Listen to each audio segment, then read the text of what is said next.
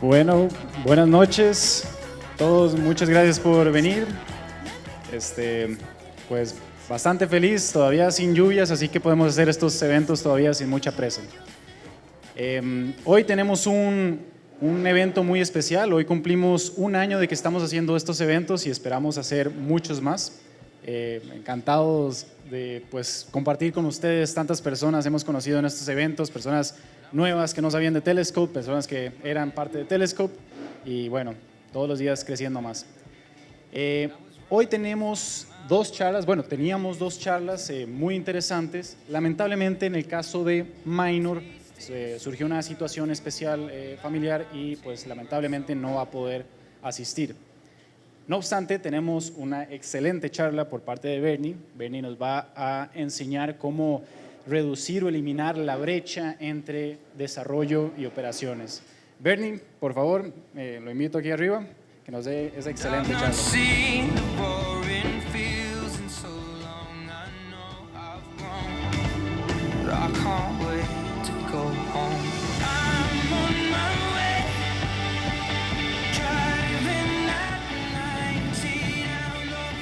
Sí, listo. Ok. Bueno, buenas noches. Mi nombre es Bernardo. Tengo 7 años de experiencia en el área de operaciones específicamente y los últimos 5 años en el área de DevOps, ¿verdad? Mi énfasis en los últimos años ha sido la infraestructura en la nube y la automatización del CI y el CD, ¿verdad? En estos momentos estoy trabajando para Hatch en el área de Developer Velocity, en la que nos enfocamos específicamente más en la cantidad de tiempo de pasar de una idea a producción, ¿verdad? En estos momentos nosotros estamos haciendo aproximadamente 4 deploys al día con un equipo de 30 personas entre diferentes equipos. Y lo que les quiero demostrar hoy es cómo nosotros utilizamos el GitOps para hacer eso una realidad, ¿verdad? En sí nosotros hablamos de DevOps, siempre decimos que DevOps es una cultura, que DevOps es esto, es aquello, hay como 100,000 definiciones y lo que quiero demostrar hoy es una forma práctica de hacer DevOps, ¿verdad?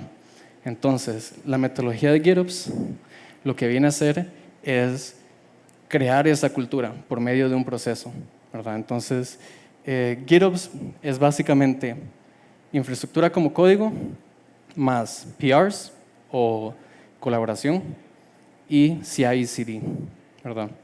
Entonces, GitOps es conceptualmente el paso lógico después que nosotros introducimos la idea de infraestructura como código.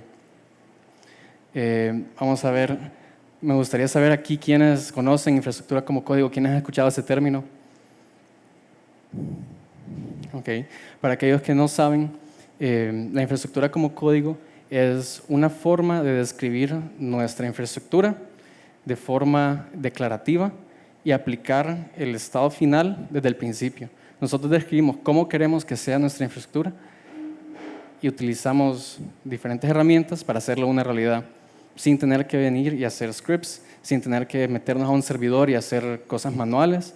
Describimos cómo queremos que sea el estado final y eso se vuelve una realidad, ¿verdad? Entonces, a la hora de que existe el IAC y podemos describir infraestructura en código, nosotros podemos entonces aplicar todas las metodologías que existen en el desarrollo finalmente a operaciones, que es algo que no existía antes, ¿verdad?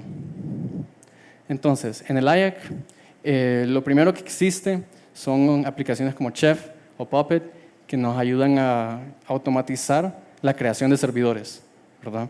Entonces, si nosotros queremos un servidor, nosotros venimos y usamos estas herramientas para instalar todo lo que nosotros necesitamos instalar para que el servidor esté listo. Una de las cosas que le hacía falta a eso era que no podíamos crear estas máquinas virtuales, estos servidores, no se podía. Entonces llegan después una segunda generación como Ansible y SaltStack que ahora sí ya nosotros podemos describir máquinas virtuales, crearlas y luego que estén listas para ser usadas, ¿verdad? Ahora, empieza a usarse más la nube pública, empiezan a hacer servicios como AWS, que ahora tenemos bases de datos como servicios, tenemos redes como servicios, y ya nos hace falta esa parte. Entonces llegan herramientas ahora de tercera generación como Terraform o Pulumi a poder darnos la posibilidad de crear todos los servicios en un solo lugar, ¿verdad? Entonces con Terraform nosotros vamos a usar AWS, Azure, inclusive on-premise, y todo podemos hacerlo desde un mismo sitio, ¿verdad? Entonces tenemos esto, podemos describirlo, podemos hacerlo, pero todavía hace falta una parte. Ahora que tenemos el control en un repositorio, aplicamos todo lo del desarrollo, todas estas décadas de colaboración, ahora la podemos aplicar a nuestros servidores, ¿verdad? Entonces tenemos la posibilidad de hacer peer reviews, que antes no se podía para operaciones. Antes un sysadmin tenía que venir y hacer los cambios en el servidor o en la red, meterse y hacer el código, hacer scripts, hacer los comandos manualmente, y eso no nos servía porque entonces no era una forma replicable, ¿verdad? Si bien muchas veces tal vez habían repositorios de scripts, se tenían que ejecutar manualmente. Si uno quería hacer un cambio en la infraestructura, tenía que venir y escribirle al sysadmin, a alguien que tuviera permiso. Si quería saber cuál era la versión de la base de datos, usted tenía que ir a ver la documentación. Ojalá exista la documentación, ojalá esté actualizada. Si no, entonces tiene que ir a preguntarle a alguien, ¿verdad? Todo ese tipo de cosas que nos evitaban a nosotros poder ver la infraestructura y saber cómo está, ahora cambian, podemos verlas en el repositorio, podemos proponer cambios en el repositorio, ¿verdad? Una de las cosas que siempre ha sido difícil por términos de compliance o por tal vez inclusive falta de conocimiento es que un desarrollador pueda hacer un cambio en producción, ¿verdad? ¿Cuánta gente no conoce Linux y prefiere no cometer errores en producción? ¿O cuánta gente no tiene los permisos por algún tipo de compliance? Ahora nosotros podemos venir a agarrar el repositorio de infraestructura, crear un branch aparte, proponer cambios, y esos cambios los revisa alguien que sí tiene tal vez el expertise o un code learner para que nosotros podamos aplicar esos cambios sin tener que crear un tiquete. Ojalá la prioridad de esa persona esté para poder hacer ese code review, y ahora todo eso se acerca. Y finalmente tenemos la parte del CD, que es lo que hace que todo se convierta más que la suma de sus partes, ¿verdad? Entonces, nosotros podemos ahora, con el CD, podemos no solo agarrar cambios, proponerlos, que sean revisados por alguien, sino que ahora también podemos aplicarlos, testearlos, y todo de forma automática. Eso al final del día es lo que significa GitOps, es poder agarrar nuestra infraestructura, proponer cambios y que esos cambios sean reflejados en tiempo real en nuestra infraestructura en sí. Herramientas que nos ayudan a hacer esto siempre han surgido, y aquí tengo una lista, ¿verdad? Las que están en azul o morado son las que nosotros utilizamos en Hatch. Lo primero que se necesita es un Git Management Tool. Esto podría ser un GitHub, puede ser un GitLab. Es lo que nosotros ya utilizamos para desarrollar. Igual, el CI/CD. Nosotros ya tenemos CI/CDs. Puse Jenkins, no recomiendo Jenkins, pero sí se puede utilizar para hacer CI y CD y tener un GitOps. Nosotros en Hatch utilizamos GitHub Actions. Es muy útil, GitHub Pipelines, y específicamente los dos últimos son herramientas que fueron creadas para GitOps en Kubernetes. Argo CD y Flux. Ambas son herramientas que agarran el repositorio y sin que usted tenga que venir a hacer algo, solamente agarran el repositorio y lo aplican en la infraestructura inmediatamente. Tenemos el Configure Management y el IAC, ¿verdad? Tenemos Terraform, que es lo que utilizamos, es una herramienta muy robusta, se las recomiendo la verdad, tiene bastantes los que se llaman providers, o sea, interactúa con bastantes APIs de todo tipo de proveedores. También tenemos Pulumi, que es relativamente nuevo. Este tiene la ventaja que nosotros podemos describir nuestro código en casi cualquier lenguaje de programación. Entonces usted no tiene que aprender un lenguaje diferente, no tiene que aprender a usar YAML, sino que dentro del mismo idioma que usted ya sabe, simplemente Pulumi le deja crear infraestructura. Ansible, que lleva varios años siendo una elección muy fuerte, bastante útil, también puede ser utilizada para esto. Y luego tenemos específico para las diferentes nubes públicas. Tenemos CloudFormation de AWS, tenemos el Resource Manager de Azure y luego el Deployment Manager. Todas son específicas para las nubes, todas son IAC. En el caso de AWS, CloudFormation son YAMLs. En la clase de Azure se usa Bicep, que es su propio lenguaje, pero igual todas estas se pueden utilizar si ustedes están casados con esa nube.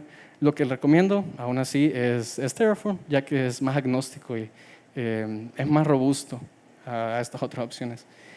Y finalmente voy a hacer un shout-out especial a Kubernetes, ya que en Kubernetes toda la infraestructura se describe, todos los recursos se describen de forma declarativa. Todos los recursos son YAMLs que uno puede venir, modificar y aplicar automáticamente.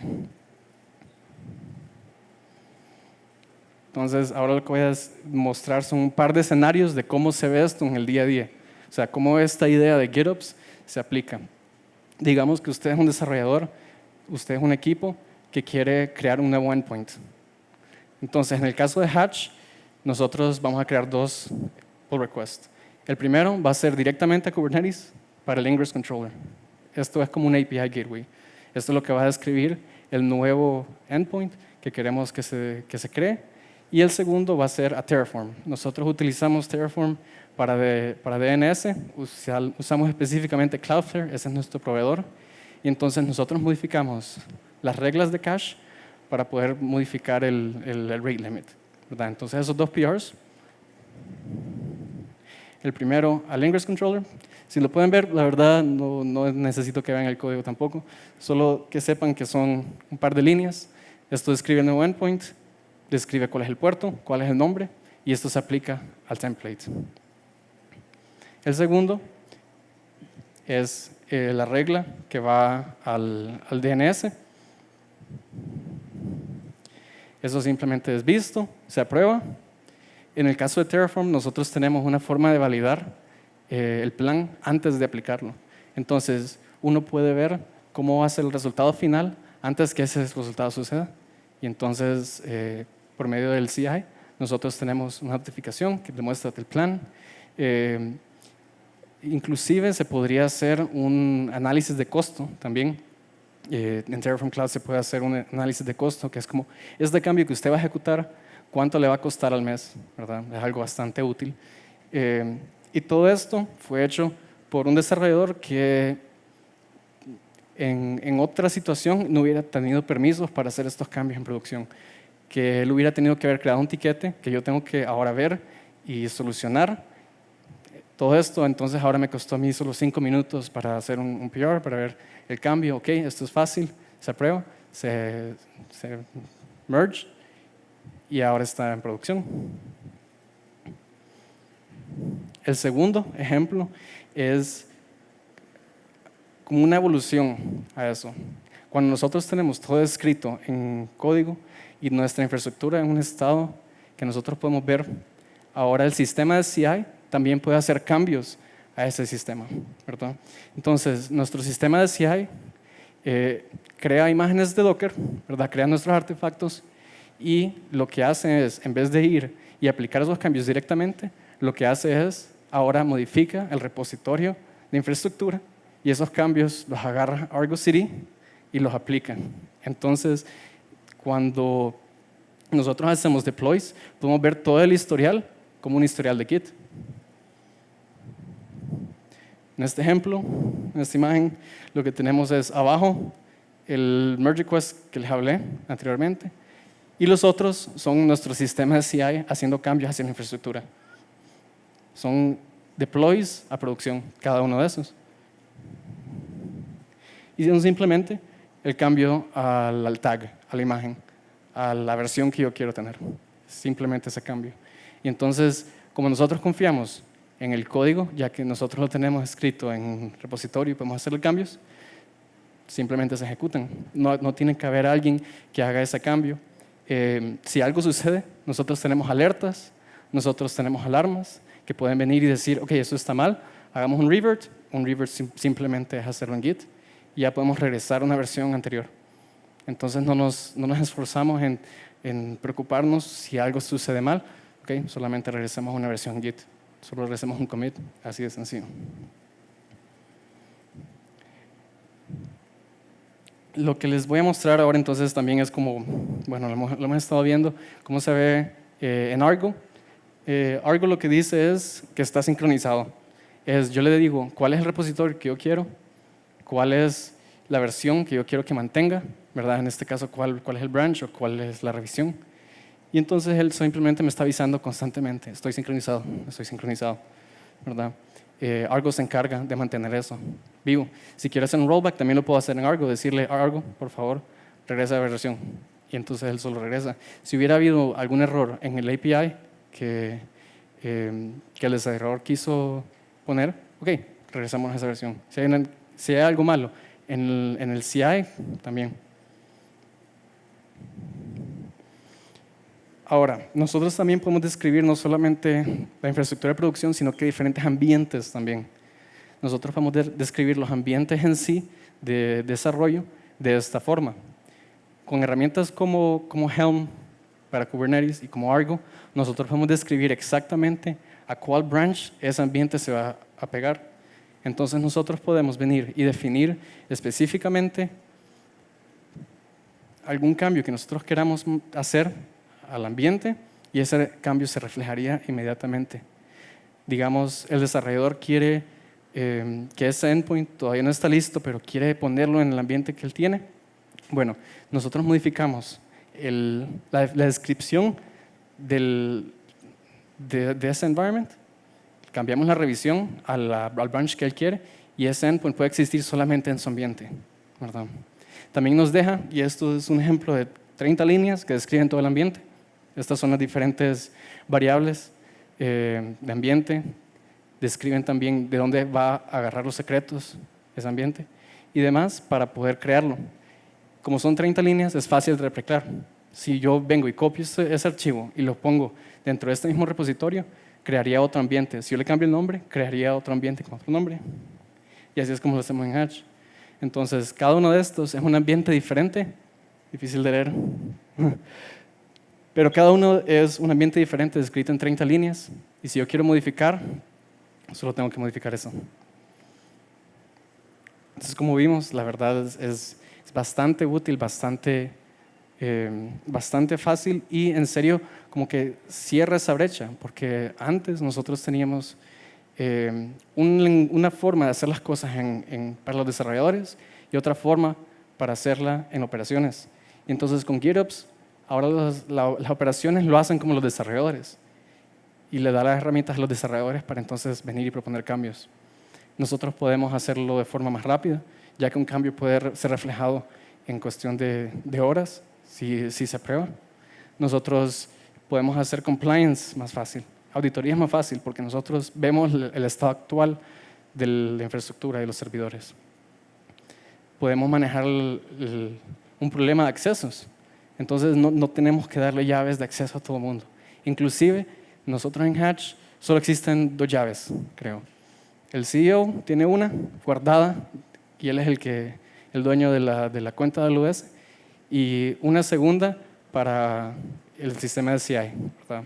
Nosotros si ocupamos venir y romper algo y modificar algo, entonces se crea una llave en ese momento y se modifica, si es que se tiene que hacer. Si no, entonces preferimos hacerlo por el CI.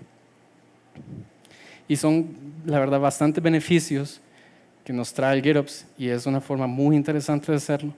Y eso sería todo, esa es la presentación.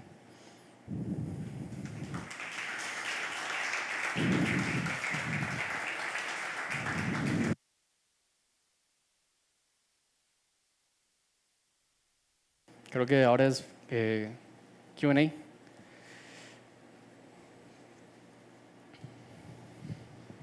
Bueno, yo tengo una pregunta. Solo Yo he tratado un poco con Terraform, muy poco, y me habían hablado de uno que estabas hablando que usa TypeScript, si no me equivoco, pero es que el nombre se me va. Pumi es. Pulumi. Pulumi. ¿Por qué, o sea, cuál sería la principal diferencia entre ellos? ¿Por qué escoger uno sobre el otro? Realmente no tengo mucho contexto. La diferencia de Pulumi, la ventaja de Pulumi, es que uno no tiene que hacer eso, no tiene que aprender Terraform. Es como, yo ya sé este lenguaje, solamente tengo que ahora aprender esta porción del lenguaje que me ayude a escribir mi infraestructura. Y esa es la gran ventaja de Pulumi. Y uno lo puede hacer casi en cualquier idioma. La verdad, el marketing de ellos es que se puede hacer en cualquiera. Gracias.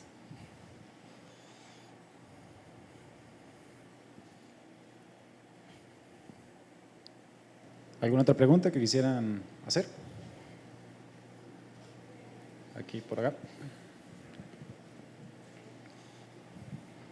Buenas. Mira, nosotros trabajamos en un lugar que usamos Terraform, Ansible, todo el asunto.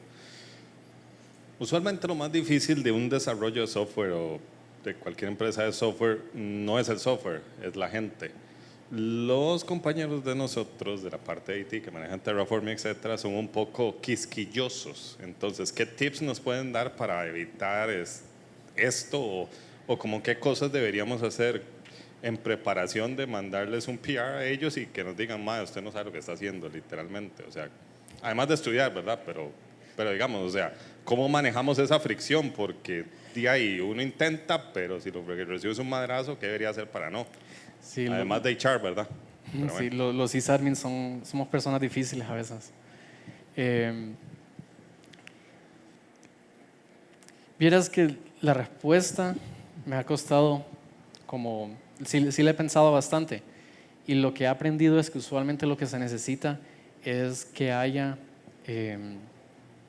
un intermediario, alguien que pueda ser y tener como una voz bastante fuerte en la organización para promover este tipo de cambios. Eso es usualmente lo que se necesita y es una persona, si bien te podría ser algún senior, ¿verdad? Una persona que tenga bastante respeto en la organización, o también puede ser un manager, alguien que tenga poder de cambiar procesos, pero sí es un tema delicado si no viene del área que puede ser el que le está implementando, ¿verdad? Los desarrolladores pueden venir y proponer algo. Si operaciones y esa gente está bastante cerrada, es bastante difícil entrarles. Lo que te recomendaría sería que les pidieras a ellos cosas, ¿verdad? Entonces, que no sería algo de imponer, sino que sería pedir. Ok, si tienen problemas a la hora que nosotros proponemos algún cambio, entonces dennos cuáles son las pautas que se necesitan cumplir antes que ese cambio suceda, ¿verdad? ¿Cuáles son los requerimientos que ese PR, por ejemplo, tiene que tener? O si bien puedes decir que, ok, hay un gap en el conocimiento de Terraform, porque es cierto, no todo el mundo conoce Terraform. ¿Será que nos podrían enseñar cómo es que funciona Terraform? ¿Cómo es que se utiliza aquí en la empresa? Porque sí, en la organización, Terraform es tan grande que hay muchas formas de implementarlo. Hay muchas formas. Entonces, saber cómo se utiliza específicamente en la organización que ustedes están puede ser una parte crucial para entender cómo empezar a hacer cambios, ya que puedes venir y entender cuáles son las tal vez mejores prácticas y proponer un cambio y se ve muy diferente a lo que está actualmente en el repositorio de ellos, y entonces crea eso también, podría ser esa separación. Hola, buenas noches. Por este lado. Buenas. Quería hacer una consulta, combinando un par de temas dentro de el área de DevOps. Venimos viendo la parte cultural y conceptual del DevOps, ¿verdad? En una empresa que quizás viene de un contexto agile, entonces vamos por esa línea, ¿verdad? Luego, hoy nos comentas sobre las herramientas ya de campo que vienen a colaborar, no, quizás no en, digamos, en la parte tecnológica. Mi pregunta es, cuando se pretende implementar estas herramientas, indiferentemente de las marcas, ¿cómo llega la orden a DevOps? Llega como una lista de requerimientos, tienes que armar un mapa o un funnel con la topología que ves para responder al producto, ¿verdad? Tanto en la parte operativa como en la parte dev. Entonces, mi pregunta viene hacia cómo transformar esa arquitectura dentro del producto. ¿Cómo viene? ¿Cómo gestionamos eso? Gracias. Sí. Vieras que usualmente lo que sucede, en mi caso, en la experiencia que tengo, es nosotros vemos cuál es la necesidad, cuál es el cambio que nosotros queremos hacer y en parte a eso es que empezamos a elegir cuáles son las tecnologías, ¿verdad? Pero inclusive antes tal vez definimos cómo se va a ver el proceso, cómo queremos que sea el proceso, cuál queremos que sea el flujo antes de empezar a elegir una tecnología u otra, ¿verdad? Es bastante parecido a elegir una tecnología, a elegir un lenguaje de programación, es muy parecido, es como, ¿cuál vamos a elegir? Bueno, vamos a elegir uno que tenga esto y esto y esto y esto, porque estas son las necesidades que nosotros tenemos en este momento. Entonces es muy parecido al proceso y en toda organización se va a ver muy diferente, ¿verdad? Tal vez alguna organización te va a pedir que vos tengas un documento de 30 páginas describiendo cómo se va a ver el punto final. Otras empresas prefieren que sea más iterativo. Y entonces, bueno, empecemos tal vez con una parte pequeña de nuestra infraestructura, que esta sea este pedazo y que lo usemos como una prueba, como un pilot, para que lentamente empecemos a cambiarlo y vamos modificando de poco a poco, iterando sobre ese mismo. Along the way nos damos cuenta que tal vez no era y podemos venir y entonces rápidamente hacer un cambio, pero cada organización va a ser diferente, ¿verdad? Lo que sí es que usualmente siempre tiene que haber buy-in de management, es algo súper importante. Mencionaste al principio que venías de un contexto agile. Agile es bastante parecido, tiene que haber un buy-in desde arriba que diga nosotros vamos a hacer agile para que esto funcione, porque uno puede venir y desde abajo empezar a tratar de hacer cambios y si esos cambios no son bienvenidos en la organización entera, entonces sí puede haber bastante pushback. Entonces sí es importante ese buy-in.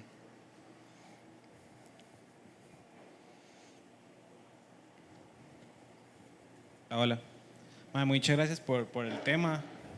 Tengo dos preguntas. La primera es, he visto muchas veces que como parte de la definición de DOM, aparentemente debería estar que para que un feature esté completo debe estar reflejado en un ambiente de desarrollo, staging, UAT y eventualmente producción.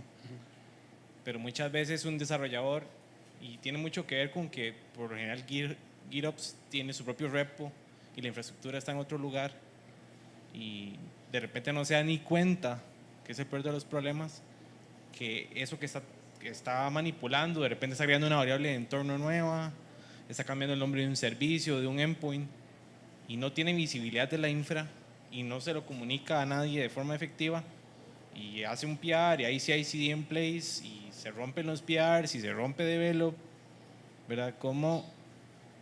¿Cuál es una alternativa para minimizar esos problemas? De que los desarrolladores trabajan en una isla y operaciones trabajan en otra. En el ejemplo que mostré, en el que un desarrollador hace un cambio hacia el endpoint, ese tiene un asterisco que está usando Helm, ¿verdad? Algo muy interesante de utilizar esa herramienta es que él no está modificando el ambiente, él está modificando el template. Entonces lo que sucede es que si él hace el cambio en el template, todos los ambientes son reflejados con el mismo cambio, incluyendo producción, a menos que se tenga como parte del CI que el cambio tiene que ser primero probado en algún lugar, ¿verdad? Entonces, si yo agarro el branch que quiero hacer el cambio, no el de la aplicación, sino que el de la infraestructura, ¿verdad? Entonces, yo agarro ese cambio, lo hago primero en un ambiente, lo puedo probar ahí, puedo validar que funciona, y si está bien, entonces ahora sí el template lo mando a main. Y entonces en main, ahora todos los ambientes están en lo mismo, ¿verdad? Es una de las cosas que nosotros queremos solucionar, y es que también lo de las islas. No me gusta que hayan ambientes por cada equipo o ambientes X porque, bueno, quiero probar esto, entonces ahora creo este ambiente. Yo sí soy de la idea de que deberíamos estar creando ambientes por cada PR. Y eso es algo que funciona bastante y es algo que lentamente está en el backlog mío para poder hacer. Y son ambientes por cada PR. Entonces, un ambiente por PR de infraestructura y un ambiente por PR de desarrollo. Toda madre. Y una pregunta a veces un poco más amplia. ¿Qué pasa cuando desarrollo define una solución y hace un feature y le llega un request a GitOps y resulta que este feature es, en términos de infra, es demasiado caro? El throughput no da, el networking necesario es descomunal. Se escogió un patrón, no sé, en lambdas, y lambdas no era lo mejor era ir en microservicios o al revés. ¿Cómo normalmente manejan ese tipo de casos? Ahí es cuando la conversación del PR se abre, ¿verdad? Entonces ahí es cuando un PR tal vez sencillo se convierte en un poco más grande, y entonces en la conversación también entran las personas involucradas de pagar el servicio, ¿verdad? Entonces en el caso de Hatch, como les dije, es una organización pequeña, 30 personas en el equipo de engineering. En sí, siempre entra también el VP a hacer algún comentario. Usualmente no sucede con términos de costo, ¿verdad? Puesto que creo que desde el principio de que se forma la idea, se empieza con un énfasis en que se reduzca el costo, o sea, que no sea costoso, por así decirlo. Entonces, desde el inicio de la idea, tenemos pensado, ok, va a ser una opción costosa, y desde antes que se programe, se está analizando. Pero digamos que llega a un punto en el que ya se está a punto, ya está programada, y decimos, ok, esto está listo para mandarse, y empezamos a ver que, ok, el análisis de costo nos va a salir alto. Bueno, abramos la conversación, qué tanto esfuerzo sería cambiarlo, y o sea, ya es una conversación más abierta a más personas. ¿Qué tal? Igual, por acá. Ok, ahí.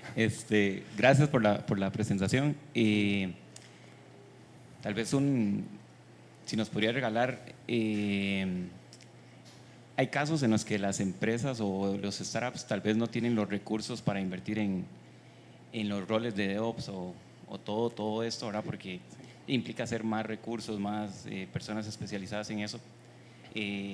Hay otras plataformas que vienen como a darte ese recurso especializado con todo ese conocimiento de una forma más automatizada.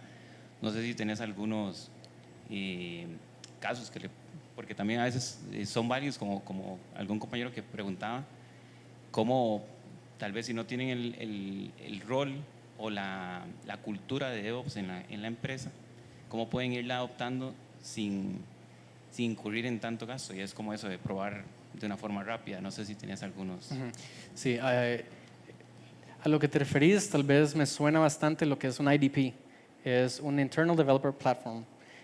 Son herramientas que hacen exactamente eso. Nos brindan a nosotros poder tener infraestructura rápidamente, sin tener que tener una persona especializada en Terraform que sepa de esto y que sepa de aquello y que tenga así todo el expertise del stack que se necesita para hacerlo realidad.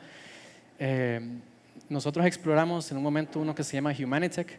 Es una herramienta que te brinda la parte de GitOps por abajo, y por encima es como un UI. No sé si también han escuchado de Backstage, es algo parecido. Backstage creo que fue creado por Spotify. Les da a ustedes como desarrolladores o personas que no tienen la expertise en infraestructura y demás, esa interfaz para poder interactuar fácilmente con la infraestructura y poder crear recursos.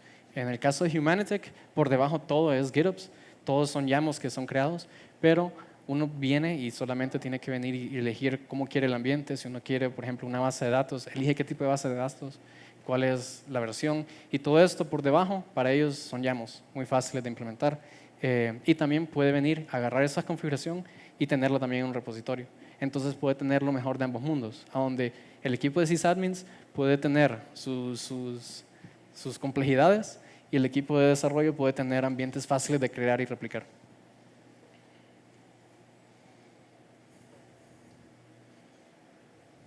Súper, muchas gracias. Sí, sí. Sí. Buenas. Otra cosita, con el advenimiento de inteligencia artificial y todas estas carajadas así, tipo Tabnine y cosas tan sencillas como eso, ¿qué cosas hay un poquito más allá de generadores de código y etcétera que usted vea de que sería útil tener, como digamos algún analyzer del Terraform o de toda la infraestructura, o llegar y decir, bueno, mira, queremos tener un multi-platform, multi-cloud environment, entonces pasémoslo por aquí para ver si el compa va a funcionar o etcétera. Hace un tiempo Sun Microsystems había inventado algo que era como un tipo de auto-healing para prevenir que el hardware se dañara. O si se dañaba, te decía, mira, dentro de 10 meses tienes que cambiar la tarjeta madre, etcétera. No sé qué cosas, además del autocomplete de code o el copilot code, existen por ahí que sean valiosos y tal vez no tengan tanto noise. Una de las cosas que sucede bastante en infraestructura es que se quiere que sea lo más sencillo posible. Entonces es como una constante lucha para tratar de que todo sea más bien súper sencillo. Por eso, por ejemplo, Kubernetes, que vino hace unos años, es como, ok, ya no me tengo que preocupar por la red, ¿verdad? Ya no me tengo que preocupar por qué versión de Linux estoy corriendo en mi servidor. Entonces, la idea de DevOps usualmente es como tratar de abstraer todo eso. Entonces, siempre traerlo a lo más sencillo que nosotros podamos. Y la idea es siempre tratar de hacer eso, ¿verdad? Entonces, con GitOps sucede que ahora nosotros podemos agarrar algo que era bastante complejo y convertirlo en algo sencillo como YAML, ¿verdad? No he investigado bastante sobre la implementación tal vez de AI en infraestructura y demás. En el área tampoco se habla mucho de eso. Usualmente es el lado de desarrollo que están tratando de romper producción. Sí. ¿Alguna otra pregunta? Ahí. Job. Gracias. Tal vez para ampliar un poquito sobre la respuesta, la última. Justo hoy estaba viendo un artículo de Ansible Lightspeed que anunció Red Hat. Es un poco, creo que generación o ayuda de código, un complemento del editor VS Code, pero para generar más rápido lo que son los playbooks de Ansible. Todavía es como un anuncio, entonces creo que no está disponible, pero por aquello. Y creo que en Kubernetes hay algunas herramientas, se me escapan los nombres, para sugerir la definición del uso de recursos y límites basado en, digamos, los patrones que se presentan en inteligencia artificial, pero se me van los nombres, pero se podría buscar. Creo que alguna es open source, entonces con esta herramienta usted puede correr su tarea y después la herramienta le va a decir cuáles recursos y modificar, le va a recomendar algunas definiciones de límites de recursos y solicitudes de recursos en Kubernetes. Sí, ahora que lo mencionaste, también creo que New Relic ahora tiene lo que se llaman detección de anomalías, anomaly detection, que utiliza AI para definir cuáles son las alarmas, cuáles son las métricas por las cuales nosotros queremos alertar. Entonces ya no tenemos que definirlas, sino que puede ser definido por algún AI. Define cuáles son las alertas, en qué momento alertar cuando hay una anomalía. Entonces siempre existen algún tipo de aplicaciones.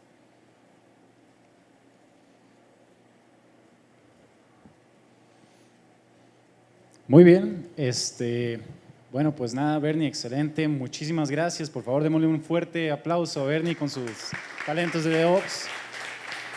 Gracias. Muy bien, ahora Entonces, como les había comentado, pues no va a ser posible para Minor venir hoy. No obstante, parte de la magia de la comunidad es que tenemos tanto talento aquí, que algo se hace.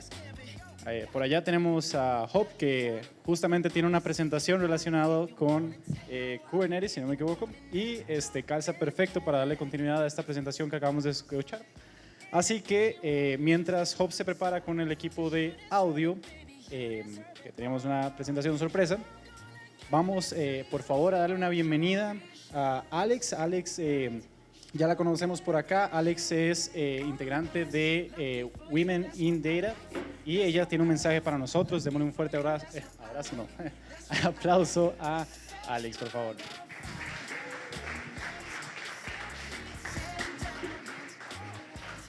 Buenas noches. Bueno, primero que todo, gracias a las personas por estar acá, gracias a Telescope por el espacio también. Como nos mencionó Andreas, bueno, mucho gusto, mi nombre es Alex, yo soy embajadora de la organización Women in Data Science, que nació en la Universidad de Stanford, pero ahora hay varios capítulos a nivel global.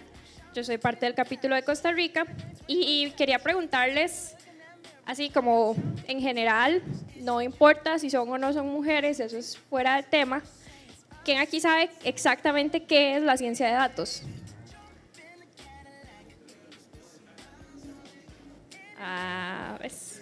Bueno, la ciencia de datos, en realidad ahorita el término se usa de una forma muy casual porque confundimos analistas, ingenieros y científicos de datos, y eso hace que entonces, un analista que se basa más como en SQL, R y demás, se confunda con un científico que hace modelos de Machine Learning con Python. Entonces ahí decimos, suave, Machine Learning, pero eso no es inteligencia artificial. Sí. Entonces la ciencia de datos está también muy relacionada con la inteligencia artificial, pero para llegar ahí también tenemos que saber de análisis. Entonces ven cómo todo se conecta.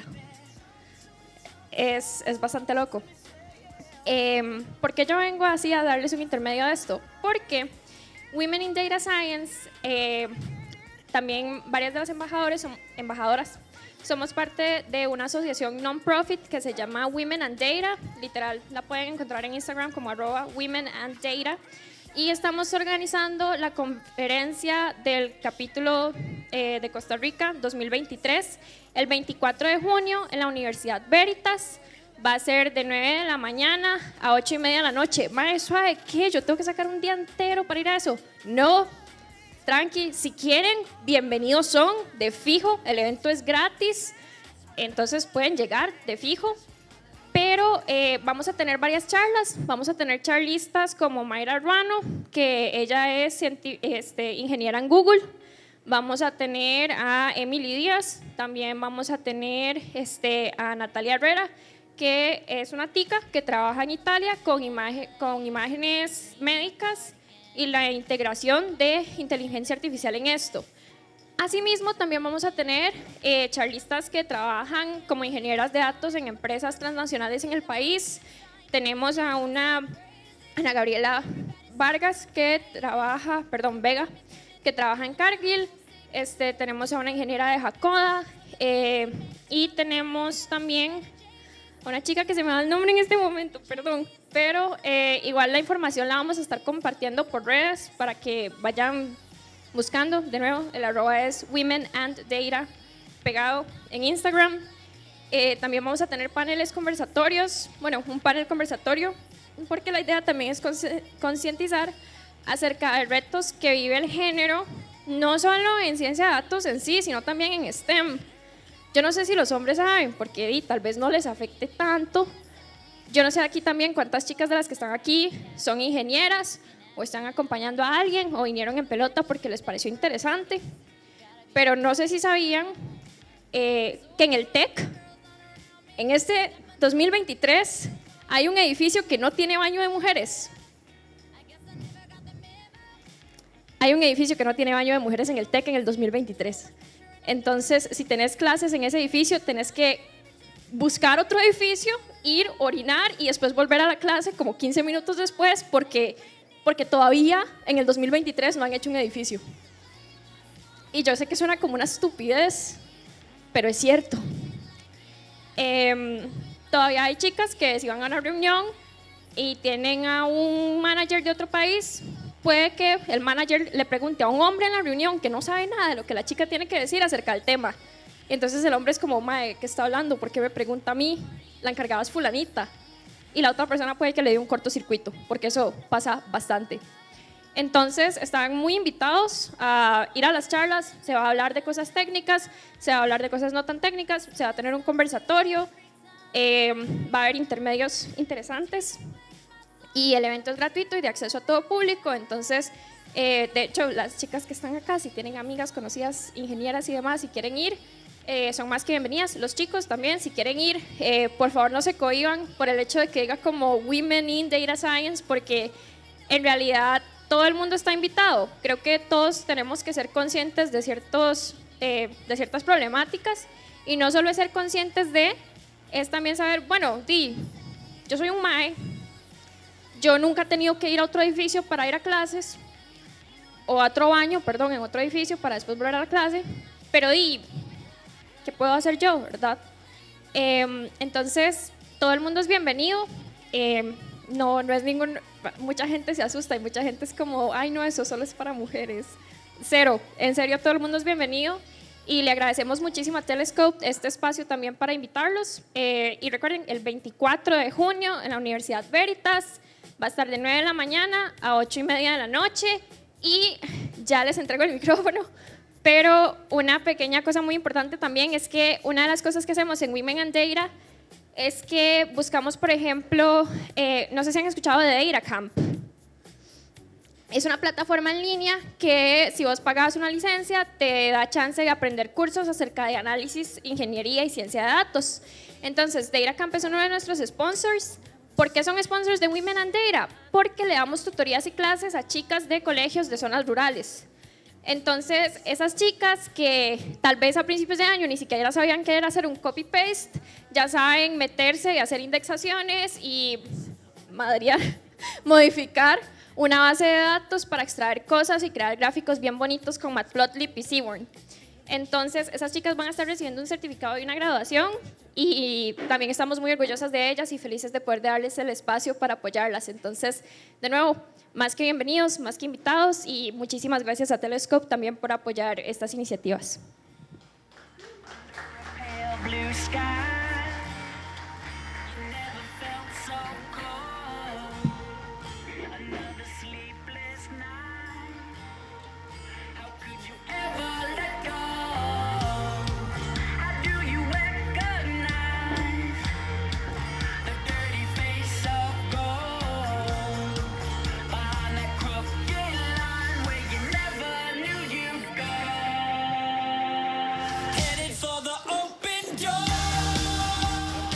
Oli, perdón, una última cosa, vamos a tener un concurso de visualización de datos. Entonces, eso también es algo que es parte de la conferencia, y la premiación se va a hacer en la conferencia. Entonces, sí, para que lo tomen en cuenta. Gracias.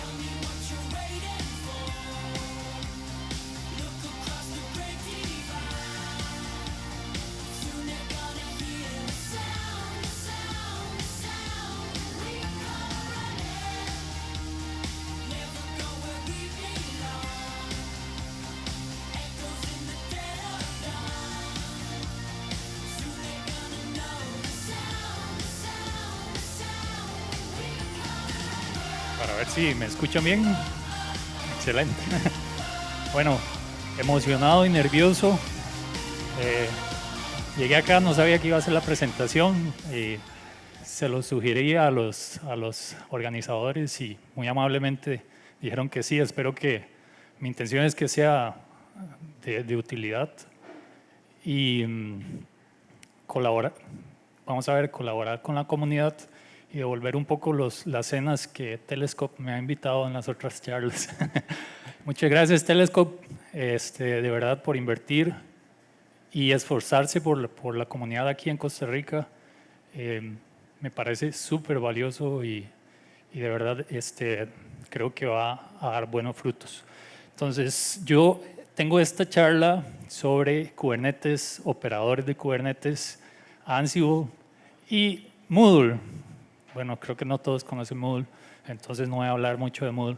Esta charla fue preparada para el Community Day de Guatemala hace un tiempo ya atrás y a no ser que alguien de aquí estuviera en el Community Day de Guatemala, que fue virtual, creo que ninguno ha escuchado de este tema. Entonces, voy a hacerles unas preguntas, porque nada de esto es preparado, excepto el contenido de la charla, y fue hace demasiado tiempo. ¿Cuál es el interés de ustedes en Kubernetes? ¿Podrían, por favor, levantar la mano que este tema de Kubernetes, de manera general, les interesa? Muy bien, gracias. De automatización, DevOps, el tema de infraestructura como código, excelente. ¿Y quiénes quieren quedarse principalmente en desarrollo? ¿Cómo es desarrollar? Ok, gracias. ¿Qué pasó por acá? Segundo.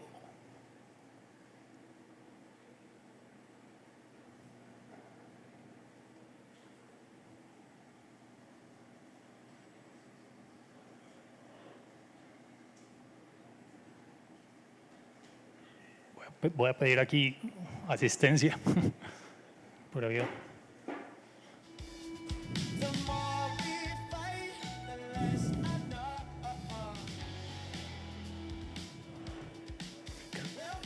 Ajá.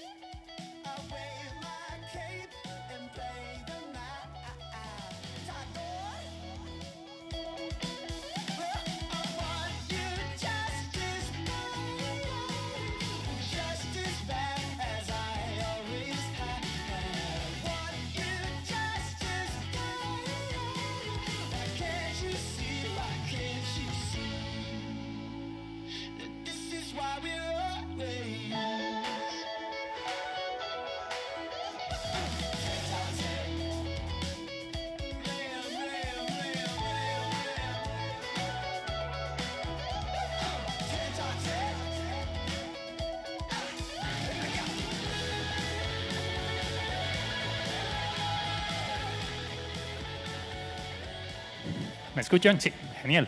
Entonces, parece que no puedo demorarme demasiado en una de las diapositivas, entonces mejor para ustedes. ¿De qué trata esta charla? Operadores de Kubernetes y específicamente el que estamos haciendo en la empresa Crestomatio, que estamos, donde yo estoy cofundando, también un equipo está trabajando. Y lo que queremos hacer es ofrecerle a las instituciones educativas plataformas autogestionadas en la nube. ¿Qué es un operador de Kubernetes? Por acá, ¿alguien cree que tiene un concepto bien definido de un operador de Kubernetes? ¿Podría, por favor, levantar la mano? Muy bien. Entonces, un operador de Kubernetes es un patrón de diseño y yo voy a apoyarme por acá en algunas notas que tenía de acá, de la presentación. Y viene a ser este patrón a tratar de programar lo que haría un operador humano utilizando Kubernetes y el API de Kubernetes.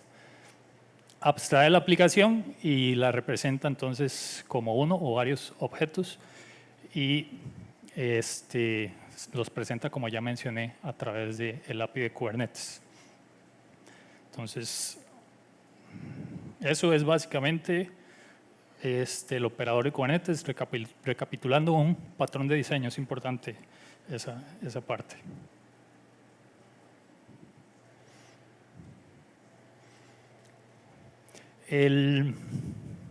Las principales partes de un operador es que va a tener un controller que va a correr un loop de reconciliación, que es bastante, si ustedes ven componentes de Kubernetes lo van a encontrar a menudo. Y este loop de reconciliación lo que va a es revisar el estado de la aplicación contra el que se definió, y si no está como se definió, entonces va a aplicar los cambios necesarios. Para eso tiene los watchers o un observador, y lo hace de cierta manera que utilizando el término de level base en lugar de edge base. Creo que este término viene de circuitos.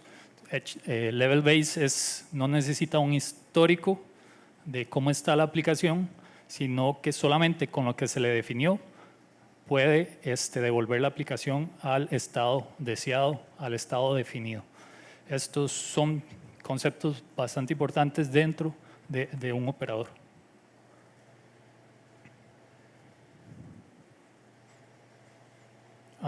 Bueno, Moodle nadie estaba interesado, entonces solo voy a decir que Moodle es un sistema de gestión de aprendizaje, un sistema que facilita lo que son cursos en línea.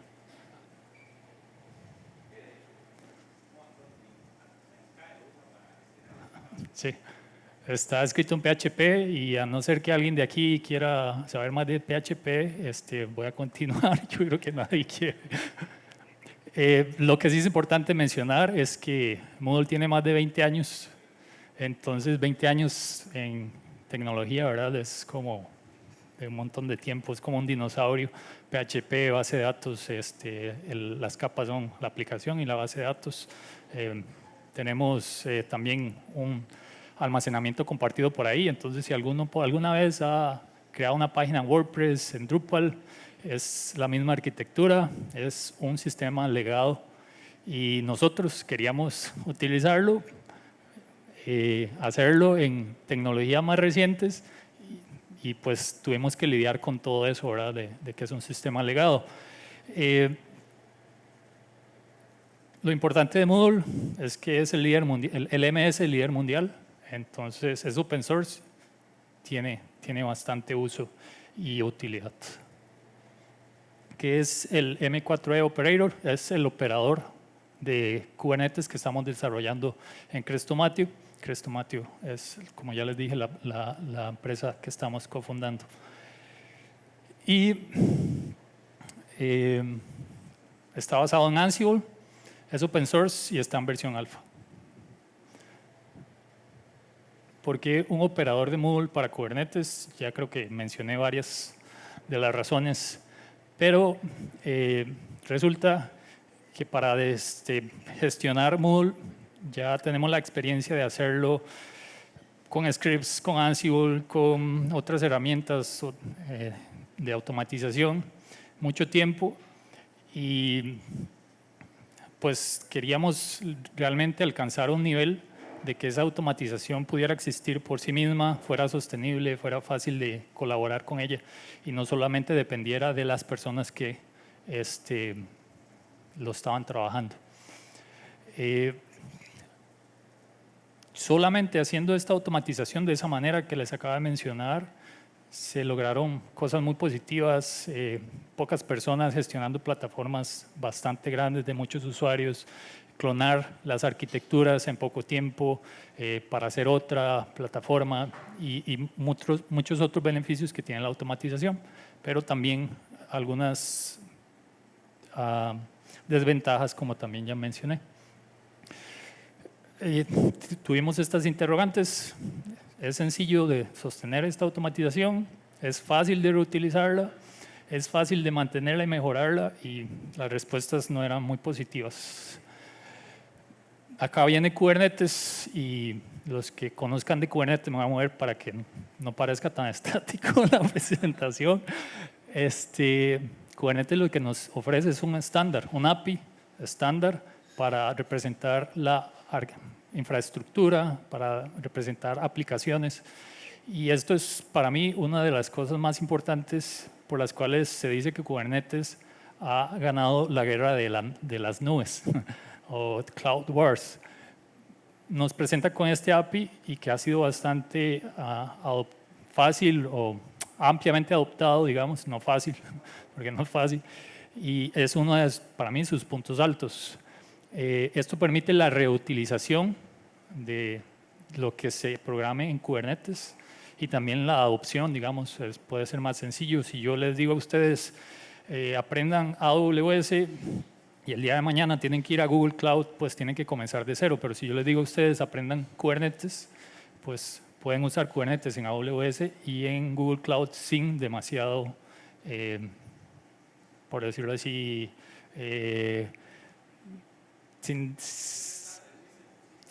no va a haber mucha diferencia entre los sabores, aunque sí las hay.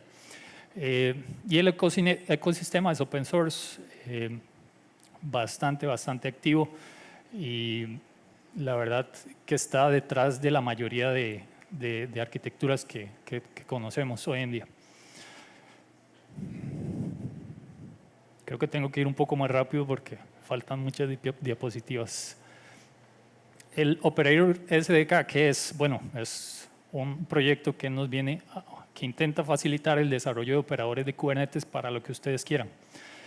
En otra ocasión acá en Telescope hubo charlas sobre operadores, una fue de Rust, bastante interesante, pero en este caso el Operator SDK lo que nos presenta es las herramientas para desarrollar un operador rápido, escogiendo una de tres opciones, que sea en Ansible, Helm o en Go, en Golang. Uno puede escoger dependiendo del conocimiento de estas herramientas y puede rápidamente hacerlo con alguna de esos tres. Y tiene o propone 5 niveles de la aplicación o el operador que se va a desarrollar, que el primero es que solamente haga una instalación básica de la aplicación que ustedes quieren tener usando un operador. El segundo es que también se encargue de las actualizaciones. Tercero, se encargue de todo el ciclo de vida, instalación, actualización, por ahí respaldos, entre otros. Y después también el cuarto, que es Deep Insights, para ver, monitorear y obtener estadísticas del uso de nativas de la aplicación. Y por último, Autopilot, para que autoescale si fuera necesario y se encarga de hacer healing o reconciliación de cuando algo falla, entre otras cosas. Propone una serie de buenas prácticas que es bueno consultarlas y seguirlas, no me voy a detener ahí. Alternativas al Operator SDK, no utilizarlo y hacerlo todo directamente Golang, utilizando los paquetes que existen. Utilizar otra que es Cube Builder, que básicamente ya casi son la misma cosa, o utilizar algunos de los otros proyectos como el de Rust o algunos de Python que hacen de las mismas del Operator SDK, tratar de facilitar el desarrollo de operadores. Ansible, una herramienta de automatización, no me voy a extender muchísimo, bastante útil para mí, de las favoritas, porque solo necesita Python en los dos clientes servidor, que es modelo cliente servidor, y SSH, y esto está en la mayoría de equipos que nosotros conocemos, por lo cual para mí es bastante potente, además de que tiene una comunidad bastante grande. Y tiene muchísimos plugins para muchísimos dispositivos y diferentes ambientes. ¿Por qué Ansible para Operator SDK? porque era lo que yo conocía de las 3 opciones que mencioné: Helm, Golan, Ansible. Hacía muchas cosas en Ansible y pensé, bueno, lo que me permita más rápido lograr el resultado, vámonos con Ansible. Pero aquí hay otras razones. De las capacidades que propone el Operator SDK, Ansible y Golan pueden tener las 5. Helm solo creo que llega hasta la tercera, que es el de... ya se me fue la tercera, pero por ahí no llega hasta la quinta, que recuerdan Autopilot, era la quinta. Pues Helm, si deciden utilizar Operator SDK y Helm, se les va a dificultar tener todo el ciclo de vida completo más Insights y Autopilot. Uso declarativo, uso imperativo, usando YAMLs, el ecosistema y también la rapidez. ¿Qué retos encontramos cuando ya decidimos y comenzamos a hacer el Moodle Operator? Bastantes. Para ver cuál de todos y para no quedarme como si fuera una sola presentación de los retos, les voy a mencionar algunos. El rendimiento del operador, pues al tener Ansible y por debajo Golan, pues es una capa más y eso tiene un costo sobre el uso de recursos del controller, del operador. Y para escalar, tal vez en pequeño no es problema, pero ya para pensar en grande ya sí viene a ser una factura bastante importante. Y ese tema creo que todavía no está resuelto. Si la gente decide irse por Ansible, van a tener que lidiar con que consume más recursos que las otras opciones. Las pruebas del operador y la depuración del operador también. La sección de la comunidad trabajando en Ansible del Operator SDK como que ha ido mermando, entonces ya no es tan fuerte, y el desarrollo por otro lado de las bibliotecas de Golan y demás sí va creciendo. Entonces uno puede, como que el Operator SDK lo acompaña hasta cierto punto y después uno tiene que ir y ver cómo hacer todo.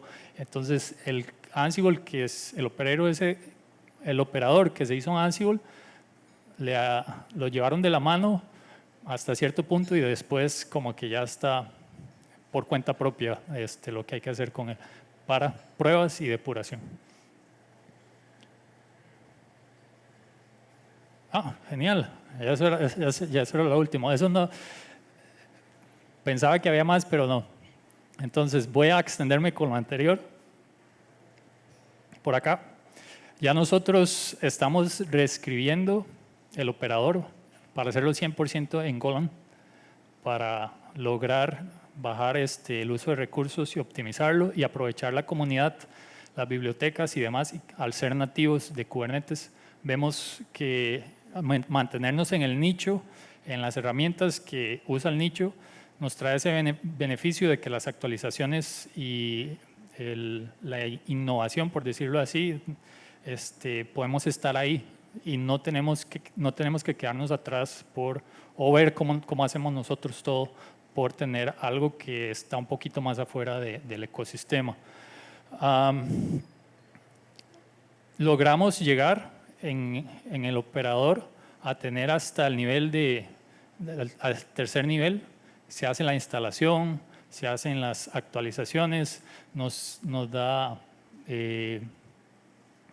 métricas, podemos autoescalar cuando lo complementamos con otros operadores, podemos hacer respaldos cuando también los complementamos con otros operadores, y entonces no todo lo tenemos que ir haciendo nosotros.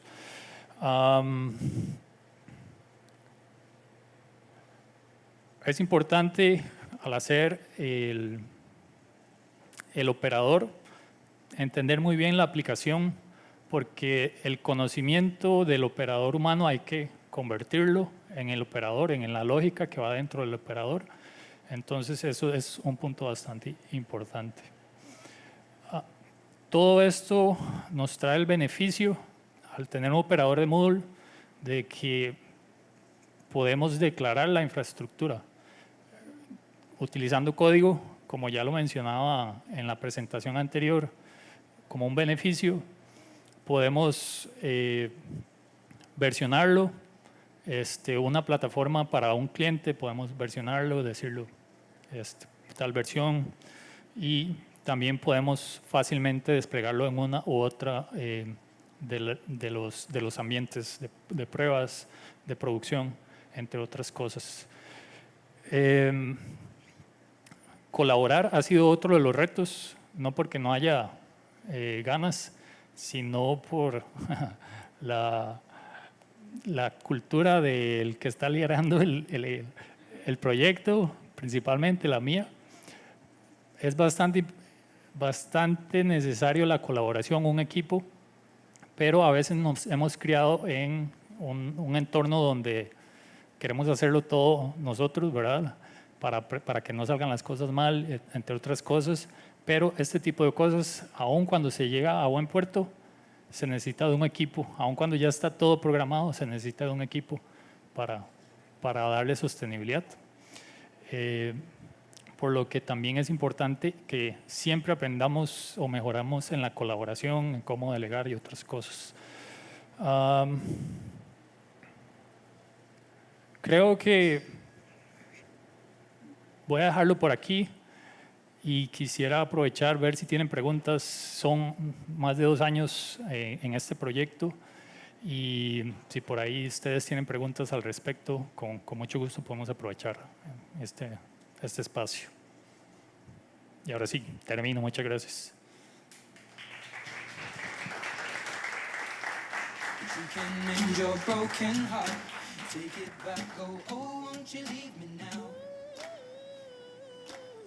¿Alguna pregunta? Vamos acá. Allá tenemos otra. Okay. Tuanes, mae, muchas gracias. Vamos a ver, yo hago muchos POCs y varas que monto mucho en Docker Compose. Me parece una herramienta súper sencilla para montar las varas y etcétera. Pero mae, ya cuando hay que montar la vara de verdad en Kubernetes ya no es lo mismo. Definitivamente no. Entonces, ¿qué pointers me podrías dar a mí, mae, como para llegar y decir, mae, voy a montar esta carajada? Yo sé que tengo que hacerlo. Pero, mae, o sea, siento de que toma demasiado tiempo tratar de entender Kubernetes y montarlo y que los CRDs y que aquí y allá. Siempre hay que montarlo, pero si yo necesito montar un POC o algo rápido, no he encontrado una herramienta que me pueda decir, pum, pum, pum, monte esto, dale clic aquí o corra este compose y ya. Siempre es algo como relativamente time consuming. Probablemente es falta de conocimiento. Pero, ¿qué podría hacer yo para bajar esa curva de aprendizaje un poco? Porque sí siento que es súper complicado la barrera de entrada. Gracias por la pregunta. Me parece hay una herramienta que convierte el Docker Compose a manifestos de Kubernetes. Se me escapa el nombre. Si no es solo una, podrían ser varias, pero simplemente le pasa el archivillo de Docker Compose y ella le genera el manifiesto utilizando ya recursos nativos de Kubernetes. Por ahí voy a tratar de buscarla ahorita tal vez y lo busco y lo vemos. Al tener un Docker Compose ya tiene ciertos componentes, elementos que puede aprovechar, pero tendría que ir, eso sí, a definir entonces ustedes los manifiestos si no es con una de estas herramientas, pero ya tienen las imágenes de contenedor que básicamente tienen la aplicación corriendo los roles, ¿verdad? de la aplicación o ya la tiene ahí separada. Bueno, está el código acá en este contenedor y está la base de datos por acá en el Docker Compose y aquí están los volúmenes. Entonces algunos conceptos sí son como iguales y se pueden reutilizar y creo que lo principal va a ser una de estas herramientas en que simplemente le pasa el archivo de Docker Compose y se lo hace como a manifiestos de Kubernetes. Ahora lo busco para revisar esa herramienta.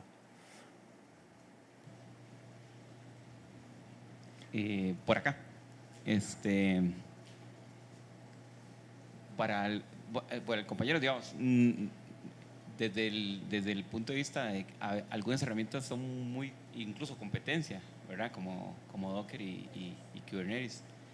Y que a veces algunas, ejemplo, un POC en un Kubernetes es como, podría ser overkill, creo yo, ¿verdad? Porque es un monstruo, mientras que un Docker Compose sí es como algo que nosotros vamos a ir para probar rapidísimo. Entonces, tal vez verlos ahí a la misma altura podría ser eso. Para uno lo es súper difícil, complicado uno contra el otro, ¿verdad? Sí. Pero, ¿qué te iba a decir? Con lo que haces en la plataforma, me imagino que te puedes hacer eso, llegarle a un montón de clientes, porque el Kubernetes como tal te permite esa facilidad, ¿verdad?, de escalar. Nada más agregas más servidores y no tienes que hacer como mucho. Bueno, la administración es más mantener ese tipo de recursos. ¿Qué es ventajas, o sea, de tu experiencia es que tal vez has manejado ese tipo de infraestructura antes y después de empezar a usar Kubernetes? ¿Qué es eso que vos decís, esto me cambió la vida, o esto me ahorró unas canas? Creo que la respuesta va un poquito ya a repetir algunos de los puntos relacionados con las interrogantes, que si se podía reutilizar. Ahora creo que es más sencillo que cualquiera que siga como la documentación del operador pueda reutilizar e instalar un Moodle o un LMS. Entonces también la parte de escalabilidad es más sencillo ahora utilizando ya la estandarización y el operador, desplegar estas plataformas de forma masiva, siempre y cuando se encargue uno de ciertos elementos todavía necesarios, ¿verdad?, para escalar, el proveedor de nube, cómo van a hacer esas reglas de escalabilidad de la infraestructura subyacente. Pero en cuanto al operador, bastante le ayuda. Ya uno puede pensar en el modelo de negocio, ya escalar a muchos clientes, simplemente agregando, haciendo crecer la infraestructura y no tener que hacer desarrollo adicional. La sostenibilidad también es cierta relativamente del proyecto, en tanto que uno o el proyecto tenga bien definido, digamos, cuáles son las líneas de colaboración, quién hace qué, bueno, de cómo se hacen todo lo que tiene que ver con desarrollo de software, ¿verdad? Esa es otra ventaja. Vamos a ver. Yo creo que esas son de las más importantes. Sí. Otra pregunta. Igual se me puede hacérsela a otro compañero. Es de las nubes. Bueno, yo siento que claro, el clúster de Google es el que es como más nativo y más simple de usar. Que si tenés experiencias en nosotros como XS en AWS, que a veces tal vez son más complejos. Gracias por la pregunta. Sí tenemos experiencia, y aquí les puedo compartir anécdotas. Nosotros como empresa, como startup, obtuvimos créditos inicialmente con Google Cloud y comenzamos ahí, y nos pareció bastante más sencillo iniciar en Kubernetes en Google Cloud. Los créditos se acabaron para hacer las pruebas y el desarrollo, y solicitamos, nos tiramos más créditos, por favor. Y sí nos dijeron que necesitábamos ciertos requisitos que todavía no estábamos cumpliendo. Y uno de nuestros objetivos al hacer o pensar en el modelo de negocio es que sea multicloud. De verdad queremos aprovechar Kubernetes porque podríamos hacerlo en cualquiera. Entonces aquí está nuestra primera prueba, ¿verdad?, para ver si esto puede ser multicloud. Entonces AWS nos ofreció créditos y pues pasémonos a AWS, y Lo que nos costó fue pasar como cierta infraestructura subyacente, no el operador, sino cómo vamos a tener el clúster de Kubernetes, cómo va a ser el sabor de nosotros ahí en AWS ya propiamente. Nos pasamos, pusimos el operador y comenzamos a crear sitios de prueba y continuamos. Google Cloud sí me parece más fácil para iniciar en Kubernetes. Ciertas funcionalidades de gestión y otras cosas creo que es más sencillo. A ver si se me vienen alguna. En AWS se siente cómo están haciendo por debajo ciertas cosas todavía, ¿verdad? ¿No? Como si fuera todavía infrastructure as a service, ¿verdad? Uno siente ahí que se están creando los nodos y que están haciendo todas las pegas y todo, pero en Google sí se siente como que es más nativo. Sin embargo, no tenemos problemas con Kubernetes. Un beneficio se me vino ahora a la mente, Google Cloud tiene, cuando uno hace un drain de un nodo tiene, creo que es 30 segundos, máximo le dan para un tipo de instancia spot, y en AWS le dan hasta 2 minutos, lo cual ese es un beneficio. Son detallitos que ahorita se me vino a la mente, tal vez es el menos importante, pero recuerdo que para nosotros, para bajar los costos, digamos, de todo esto, era importante. Entonces, sí van a encontrar que unas cosas mejor que otras, pero en resumen, Google Cloud mejor para iniciar con Kubernetes. Azure, Oracle, todavía no tenemos experiencia on-premise desplegando Kubernetes. Y la verdad es que vemos bastantes ventajas en hacerlo en la nube, ¿verdad? Por la escalabilidad, pagar conforme se necesitan y porque nos están dando créditos. Excelente. ¿Alguna otra pregunta? Bueno, Job, muchísimas gracias por su presentación sorpresa. Definitivamente no lo esperábamos. Un fuerte aplauso. Muchísimo gusto. Y bueno, ya vamos cerrando un poco el tema formal de la noche. Ahorita empezamos con la parte social. Siempre me gusta mucho estas presentaciones de DevOps.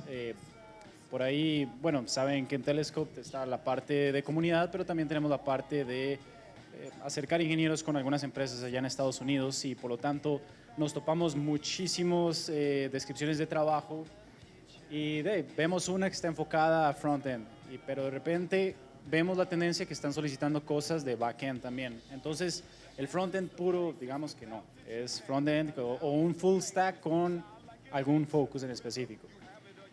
Por ahí vi una pregunta en el Discord de Telescope el otro día, que decía, bueno, ya el full stack, o sea, no solamente requiere front-end, sino que también back-end, y además requiere conocimientos de DevOps. Entonces, esto se está haciendo bastante común verlo. Cada descripción de trabajo veo nombres como estos, Kubernetes, usted mencionó por allá un montón más. Se vuelve, o sea, es la tendencia y parece que no va a parar. Por lo tanto, cada vez que tenemos este tipo de reuniones, definitivamente me alegra para compartir con el resto de la comunidad y pues todo el mundo echando para su saco. En fin, ahora tenemos una última pequeña actividad por parte de Sebastián, integrante de Telescope. Vamos a ver qué nos puede dar por acá. Hola a todos, ¿cómo están?